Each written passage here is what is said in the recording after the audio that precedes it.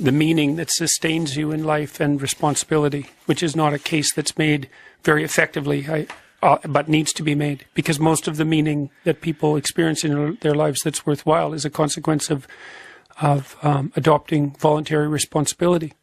How do you mean? Well, do you think about the people you admire, or the reason that you get out of bed on a hard day? It's because you have worthwhile things to do that you think are necessary and important, and those usually involve, at minimum, taking care of yourself. But if you're developed in a reasonable manner, then you have a family to take care of, and you have a community to set right, and you have things that need to be done to reduce the amount of unnecessary suffering in the world and to constrain the amount of malevolence that you manifest or that you encounter.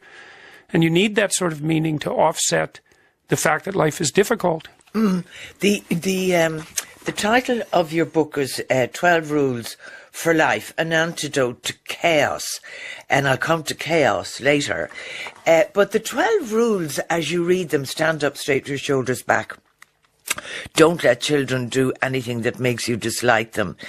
Set your house in perfect order before you criticise the world. They sound like common sense. They are common sense, but big people forget why common sense is common.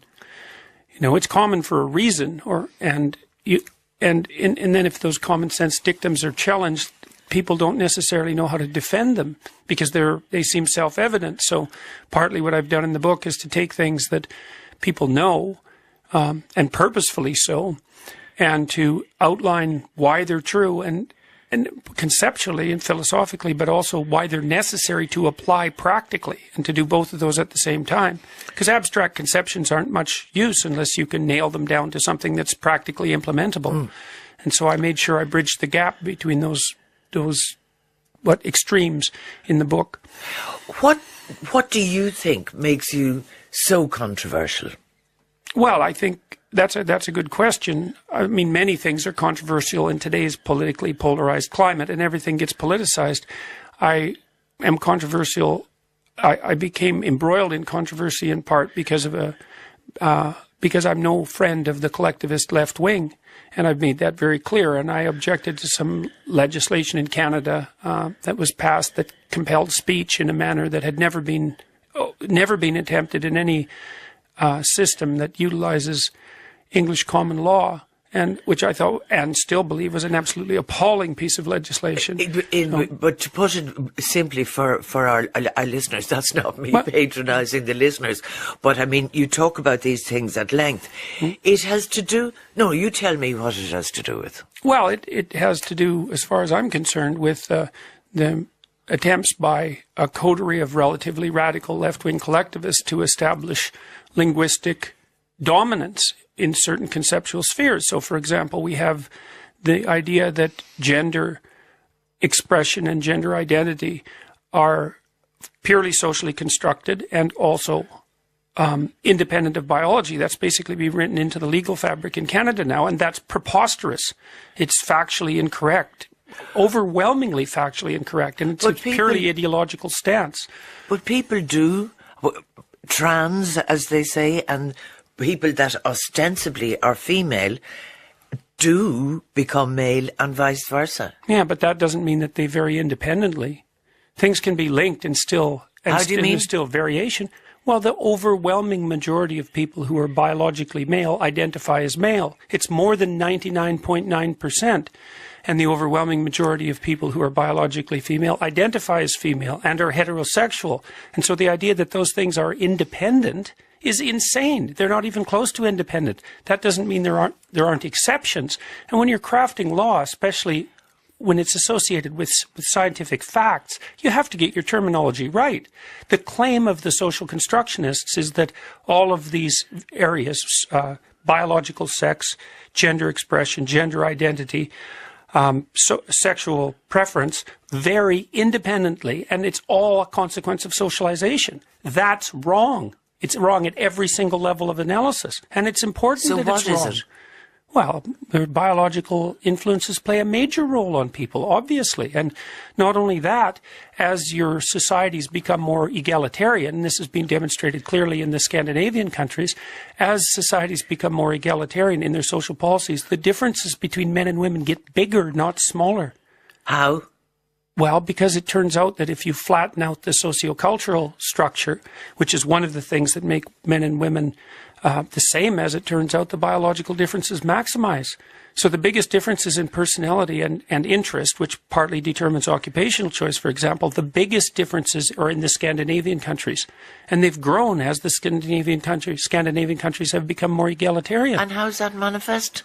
Well, it manifests itself in occupational choice, for example, but also in personality. How do you mean in occupational choice? I mean, there are fewer women in the STEM studies as societies in the STEM fields, science, technology, engineering, and mathematics, as societies become more egalitarian. Fewer women go into the STEM fields, not more.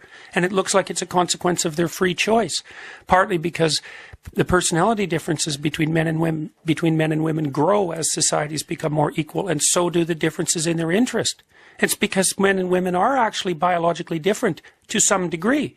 Now, men and women are quite similar. So, for example, if you look at a trait like aggression, if you pick a random man and a random woman out of the population and you had to lay a bet on who was more aggressive, if you bet on the woman, you'd be right 40% of the time. Would you? And, yes, and so that's quite an overlap, right? But then if you go out to the extremes, and if you had to pick the 1 in 100 most aggressive person, it would almost always be male. And that's why so many men are in prison. So it's 10 to 1 males to female in prison. Now, and that's partly because you can have very much similarity in population overlap in the middle, but quite a lot of difference at the extremes. It was alleged that you made very controversial remarks following the horrible events in Toronto, where a man who's, I presume, will do life, killed, I think it was 10 people, drove into them and wanted to do more. And arising from that, it was implied that somehow this had to do with the fact that he couldn't have sex with a woman. Well, you said it was alleged that I make controversial comments. That's exactly right. You got the terminology right there. What I pointed out was that social enforcement of monogamous norms is one way that societies around the world keep male aggression at bay. And that's an absolutely solid finding from 100 years of anthropology, one that's often cited by people on the left. So what happened in the New York Times article that you're referring to was that was taken radically out of context, and the reporter knew that perfectly well. She was a very intelligent young woman. She knew exactly what she was doing when she did that. And to make the case that monogamous social norms, which are pretty much universal around the world, by the way, even though people have some tendency towards multiple partners, the reason that monogamous social norms emerge is partly to keep male aggression under control. That's not controversial. Anybody who knows the anthropological or psychological literature understands this. That's the purpose of it? Well, there's a variety of purposes, but that's definitely one. Polygamous societies are way more violent. Not a little bit more violent, way more violent. Yeah, so that's part of the purpose. There's a variety of purposes. You want people to have long-term stable partners because that's probably better for men and women in general. Love? Well, yes, that would be good if it can be managed. I think in many situations that's a luxury. I mean, people have hard lives, had hard lives throughout history, and they've made decisions for very basic economic reasons. If your relationship is also characterized by love, well, great, but life is very difficult for people and has been for a very long period of time.